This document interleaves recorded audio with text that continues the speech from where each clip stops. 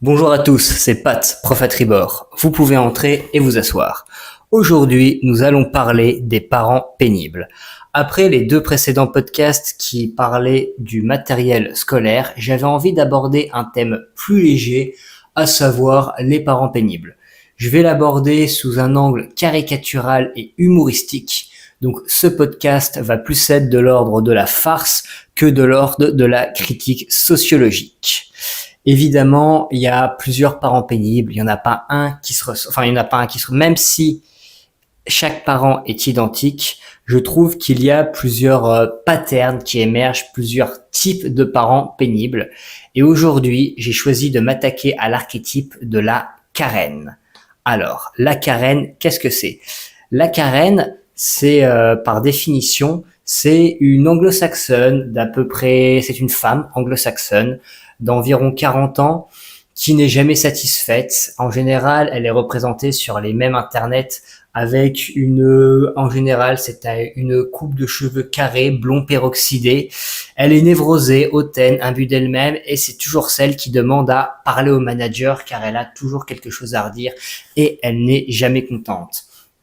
La Karen, à la base, c'était un même internet, mais un même internet qui est apparu dans les années 2010 et qui s'est vite popularisé. On peut souvent entendre dire quand on est dans les pays anglo-saxons, un groupe d'amis rigoler et dire à propos d'un ou une membre du groupe qui n'est jamais content et qui aimerait voir le directeur, ah, c'est bon, arrête de faire ta Karen. Voilà. Donc ça, c'est le portrait type de la Karen. Et je trouve que ce portrait type de la Karen s'applique aussi à certaines mères d'élèves. Alors, aujourd'hui, je vais taper sur les mères d'élèves, mais rassurez-vous, les pères d'élèves en prendront bientôt aussi pour leur grade. D'ailleurs, dès le début, je vais commencer à faire une petite parenthèse sur les parents d'élèves qu'on voit, nous, dans le premier degré. Je trouve ça assez dommage qu'on voit constamment les mères d'élèves. D'ailleurs, c'est pour ça que dans mes futurs podcasts, je taperai beaucoup plus aisément sur les mères d'élèves que sur les pères d'élèves, pour la simple et bonne raison que on ne voit pas les pères. Les pères d'élèves, c'est un peu comme l'allocation de rentrée scolaire. On se demande où ils sont passés. Il suffit de faire une sortie d'école pour se rendre compte que malheureusement, c'est constamment les mères d'élèves qui vont chercher leurs gosses. Je me rappelle une fois, j'avais une discussion avec une amie et à un moment, je parlais toujours à les mères d'élèves, et elle m'a coupé un peu gêné en disant mais attends, enfin tu dis ça, mais il y a pas que les femmes, hein, il y a aussi les hommes. Alors jusque-là, oui, je suis d'accord avec toi, il faut être deux pour concevoir un enfant et s'en occuper, on est d'accord là-dessus, il faut être deux. Mais malheureusement, soit nous sommes dans une école où il n'y a que des couples homosexuels, soit bizarrement les hommes ne sont jamais là. Et écoute, je t'invite à venir faire une sortie d'école avec moi et à constater qui vient s'occuper de l'enfant et ou même une remise de bulletin, qui s'occupe le plus de l'enfant, qui est en charge plus de l'éducation de l'enfant. Et je ne partirai pas dans le débat de oui, mais l'homme a sûrement des fois des horaires un peu plus étendus. Je pense que c'est faux. Je pense que quand on a un enfant, c'est notre, je vais pas dire c'est notre bien, mais c'est la chose la plus précieuse qu'on ait. Et que à un moment, en tant qu'homme, c'est son devoir d'homme, disons les termes, c'est ton devoir d'homme de t'occuper de ton enfant que tu as eu avec ta femme. Vous étiez deux à le faire, vous devez être deux à vous en occuper, et ça inclut aussi des fois s'occuper et passer chercher ton enfant à l'école. Et il est vrai que c'est plus souvent les femmes qui vont adapter leurs horaires pour aller chercher l'enfant. Néanmoins, cela ne justifie pas tout. Et messieurs, si certains m'entendent et ont des enfants, bougez votre cul et allez de temps en temps chercher votre enfant à l'école. D'une part, ça permettra à nous les enseignants de mieux vous cerner et de mieux savoir à qui on a affaire. Et d'autre part, les enfants, on les fait à deux. Du coup, on s'en occupe à deux. Ça s'appelle prendre ses responsabilités. Sur ce, revenons à la Karen. Notre Karen, c'est notre mère d'élève qui n'est jamais d'accord. Elle remet tout en cause. Quand elle remet tout en cause, ça peut être des choses complètement futiles. La Karen peut râler sur les menus de la cantine. Et Ça, encore une fois, ça c'est une anecdote perso. J'ai déjà vu une mère d'élève se plaindre du menu de la cantine. Oui, mais on a changé ça. Oui, mais alors pourquoi? Comment se fait-il? Bon alors déjà d'une part, nous les enseignants, c'est pas nous qui faisons les menus. Les enseignants du premier degré ont fait beaucoup de choses en plus qu'enseigner à votre enfant. Mais jusqu'à présent, on n'est ni dame de cantine ni nutritionniste. Du coup, ce n'est pas notre travail. Et à un moment, Karen. Viens là, Karen. La cloche a sonné. Viens, installe-toi en classe, Karen. Est-ce que t'as pas autre chose à foutre que de t'occuper des menus de la cantine? Sérieusement, Karen. Et c'est souvent ça, les Karen, elles vont râler, mais pour tout et n'importe quoi. Et des fois, c'est à se demander si c'est pas le simple fait de râler qui les rend heureuses. Mais le problème, quand elles commencent leurs revendications, c'est que ça aboutit souvent sur des discussions interminables où ça tourne en boucle. Et des fois, il faut même, j'ai envie de dire, user de rhétorique pour réussir à couper court à cette discussion et à enfin passer à autre chose. Ces discussions interminables, j'en parlerai plus tard dans la manière de les aborder, mais je trouve que ces discussions interminables et à partir d'une broutille quelconque, et c'est souvent ça, c'est d'ailleurs ça tout ce qui est pénible avec les Karen, c'est qu'elles vont te monopoliser des heures sur des détails insignifiants. Et quand elles voient que tout de suite, l'enseignant ne va pas lui donner gain de cause et ne va pas la conforter, la valoriser dans sa démarche stupide. Elle sort sa phrase fétiche. Non mais je veux parler à la directrice. Ou des fois, il y a aussi l'autre phrase qui est oui, j'écrirai à la directrice, j'en parlerai à votre inspecteur. Elle va toujours chercher à court-circuiter l'enseignant pour parler à son supérieur. Parce que si l'enseignant ne lui donne pas raison, forcément à moi, Karen, moi qui sais ce que je fais, si le prof ne me donne pas raison, la hiérarchie, elle, me comprendra mieux que ce prof incompétent qui ne sait pas ce qu'il fait. Donc face à ces Karen, face à ces hordes de Karen, que faire? Eh ben, toute une première chose, les repérer. En général, vous les repérez assez vite, c'est même d'ailleurs elles qui viennent à vous pour se plaindre de tout et n'importe quoi. Et des fois, elles forment même, comme dans certaines écoles, selon les dynamiques humaines qui peuvent s'y créer devant le portail, des gangs de Karen. Plusieurs Karen vont subtilement se regrouper.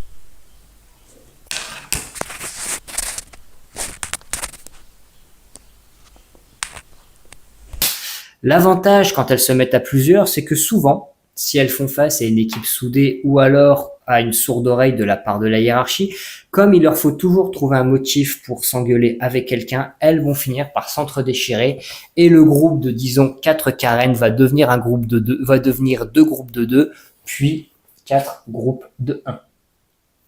Donc déjà, les Karen, l'avantage, c'est qu'on les repère. Mais une fois que Karen a voulu vous mettre le grain par-dessus, que faire? La première chose, déjà, c'est de relativiser. Je vais peut-être être un peu cru dans mes propos, mais la plupart des Karen ont des vies pourries. C'est la seule explication que j'y vois.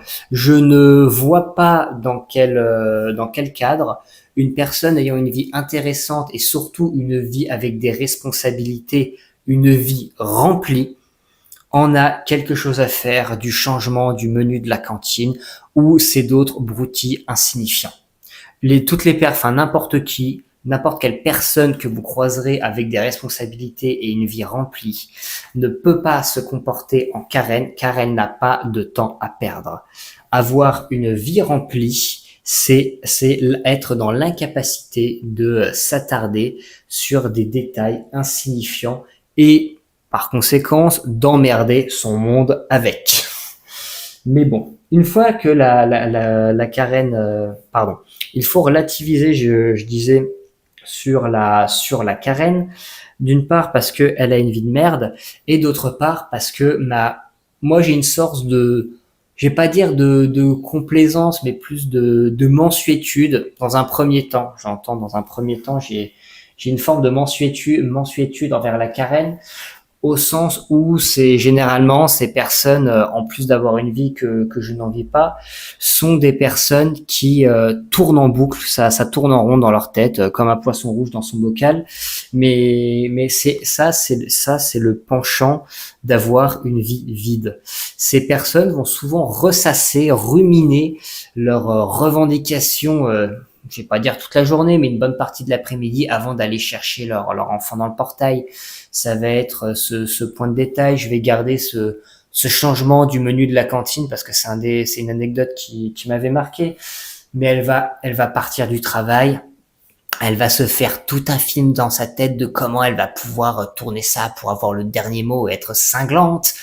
Et arriver devant l'enseignant, elle va déballer son problème. Donc, face aux Karen, keep cool, bro. Restons zen. Ce sont des personnes qui ont des vies vides, qui cherchent avant tout des moyens de s'occuper et qui surtout tournent en boucle dans leur tête des problèmes futiles. Mais néanmoins, pour les Karen, on ne peut pas les... Je pense que vouloir faire taire la Karen n'est pas forcément la meilleure idée, au sens où une Karen aura toujours une bonne raison de râler. On ne pourra pas l'empêcher de râler. Du coup, à défaut de l'empêcher de venir se plaindre de tout et n'importe quoi, il faut cadrer les échanges au maximum. Pour ma part, déjà, je diffère constamment ce genre de différend qui n'est pas urgent. Et de manière générale, un parent d'élève qui vient me parler où je sens que ça peut durer plus de 5 minutes, si plus de 2 minutes, si c'est un détail insignifiant, euh, en général, si c'est pour parler d'un truc qui est sans importance ou qui peut attendre, et ben justement, je diffère. Ça lui permet de se poser et des fois même, j'ai envie de dire, de passer à autre chose. Bien sûr, restons raisonnables. Si je vois que c'est un parent qui vient exceptionnellement ou alors que c'est quelque chose d'important, il est évident que je vais recevoir le parent. Mais dans le cadre des Karen qui vont avoir tendance à vous solliciter de manière intempestive, je vous je vous conseille, dans un premier temps, de les renvoyer dans leur pénate. Déjà, ça vous donnerait une petite satisfaction personnelle, parce que bah non, déjà les Karen, là en ce moment je ne peux pas, j'ai un rendez-vous, mais oui, non, juste 5 minutes, parce que souvent vous allez avoir, ah oui, mais j'en ai pour 5 minutes. Oui, vous en avez pour 5 minutes, mais non, en fait, je ne suis pas à votre disposition. Bien sûr, on le dit un peu plus poliment, mais j'ai un rendez-vous, je dois y aller. Moi aussi, j'ai mes obligations. Et bah, par exemple, revenez demain de 16h30 à 16h45. Donc déjà, la Karen, on va commencer je vais pas dire repousser l'échéance, mais déjà on commence à planifier le rendez-vous avec la Karen. Donc, elle va repartir chez elle, elle va toujours le ruminer dans sa tête et si vous êtes un peu taquin comme moi, ça peut vous faire rire de savoir qu'une mère de famille qui s'ennuie dans sa journée va passer votre journée à penser à vous. Si vous vous sentez seul, ça peut vous faire rire et quand elle revient, tout de suite, avec un impératif, une fausse contrainte de temps, vous cadrez le rendez-vous. De manière à ce que justement, ce rendez-vous ne prenne pas trop de temps et surtout ne s'étale pas dans des discussions inconsidérées. Ensuite, pendant l'entretien, je vous conseille d'être bref et concis et si possible de vous concentrer sur du factuel, même si c'est toujours plus facile à dire qu'à faire, et couper court à tous les ragots, tous les on-dit, toutes les interprétations. Avec les Karen qui sont toujours dans l'émotionnel et dans le blabla, du rationnel et du factuel, c'est la meilleure chose pour les cadrer. Un peu de rhétorique, comme je le disais au début, peut aussi nous servir à cadrer ces Karen. Néanmoins, pour la rhétorique, je ne suis pas le mieux placé pour vous en parler et je vous conseillerais ultérieurement, là je n'ai pas le nom sous les yeux, j'ai préparé ce podcast pour être honnête un peu à la va-vite par contrainte de temps et il y a des chaînes de rhétorique qui peuvent vous y former sur YouTube. Je n'ai pas les noms là immédiatement qui me viennent en tête, mais vous trouverez très bien sur Victor Ferry, il me semble, mais vous trouverez très vite sur YouTube quelques astuces rhétoriques pour couper court à ce genre de discussion. Je ne vous encourage pas à devenir un ou une sophiste. Néanmoins, face à certains parents qui ont tendance à s'épancher pendant des heures, quelques astuces rhétoriques pour réussir à écourter la conversation sans froisser personne me semblent parfaitement adaptées. Et je termine cette parenthèse sur la rhétorique La rhétorique en tant qu'enseignant, surtout quand on commence à faire face à un conflit. Bon, là, on a un début de conflit parce que c'est quelqu'un qui arrive avec le sien, mais un peu de rhétorique sans tomber dans le sophisme, bien sûr. Je pense que c'est souvent sous-estimé et c'est en ayant observé des collègues qui savent très bien manier le verbe que je me suis rendu compte de cette carence chez moi et surtout du coût caché de cette carence. Alors, comme je vous le disais, Karen, c'est l'anglo-saxonne de 40 ans qui veut parler au manager. Et donc, très souvent, Karen voudra aller parler au directeur. Alors, quant à ça, j'ai envie de dire, ça dépend un peu des relations que vous avez avec votre équipe. Si en général ces parents sont identifiés comme étant des parents d'élèves relous, n'hésitez pas à envoyer-la chez la directrice. D'une part, pour vous, ça vous permettra d'écourter la conversation. Ça pourra aussi créer un précédent les prochaines fois qu'elle reviendra. Et surtout, à un moment, si dans sa tête, la voix de la directeur a plus de poids que la vôtre, pour le moment, on peut pas forcément y faire grand chose. Et le fait qu'elle se fasse poser un stop par la directrice peut l'aider à se recadrer. Néanmoins, si on a des mauvaises si on a des mauvaises ou des relations houleuse ou en dents de scie avec sa directrice, je vous conseillerais pas dans un premier temps de la renvoyer vers la directrice. Mais si vous voyez que vous ne vous en sortez pas avec une Karen, laissez-la aller auprès de la directrice. Mais néanmoins, si avec votre directrice, les relations ne sont pas au beau fixe, j'ai envie de dire évitez dans un premier temps et si possible d'en rajouter en envoyant une mère d'élève pénible qui va ne faire que, j'ai envie de dire, rajouter de l'huile sur le feu du conflit, pas forcément du conflit latent, mais des relations pas forcément en très bons termes que vous pouvez avoir avec votre directrice. Mais quoi qu'il en soit, vous devez essayer à tout prix de ne pas vous faire absorber par la Karen. Karen, moi je la vois vraiment comme un tourbillon qui entraîne tout ce qui s'approche d'elle vers le fond. Vous devez essayer de ne pas vous faire absorber, j'ai envie de dire, dans un premier temps physiquement, c'est-à-dire arrêter de se faire alpaguer au portail régulièrement où vous allez perdre votre temps avec ces carènes de façon exponentielle. Et surtout, et aussi je pense que c'est le plus délicat, réussir à ne pas se faire absorber mentalement. Je m'explique, c'est ce genre de petites broutilles du portail et de mère d'élèves qui vous phagocytent au portail. À un moment, ça rentre dans notre tête et on finit par, comme Karen, de la même manière que Karen va emmener ses problèmes partout avec elle et les tourner en boucle dans sa tête, nous aussi, Karen va commencer à s'installer dans notre tête. Et lorsque Karen et ses ennuis du portail s'installent dans notre tête, c'est à ce moment-là où elle va nous absorber et nous entraîner avec elle vers le fond. Donc, je dirais, s'il n'y avait qu'un seul conseil que je devais vous donner face à cet archétype de parents d'élèves pénibles, c'est ne vous laissez pas absorber par ces gens-là. Ces gens-là, en plus, ne vont pas prendre que votre temps. Ils vont aussi prendre votre esprit. Ils vont aussi prendre votre temps de cerveau disponible et ne leur laissez pas une minute de votre temps de cerveau disponible. Autant que possible, coupez avec ces gens-là. Dès que l'interaction est finie, passez à autre chose. Ne vous laissez pas absorber. Et c'est là, avec le temps, quand ces gens reviennent à la charge régulièrement, c'est bien ça le plus compliqué. Et voilà. J'en ai fini pour la Karen, cet archétype anglo-saxon de la quarantenaire pénible qui veut toujours parler à la directrice. Vous penserez à moi la prochaine fois que vous aurez une mère d'élève vindicatrice qui veut immédiatement parler à la directrice. Mais bon, ne perdez pas de vue une seule chose, gardez ça à l'esprit, c'est que, en dépit de ces parents pénibles, nous faisons le plus beau métier du monde. Vous pouvez mettre les chaises sous les tables et vous pouvez sortir.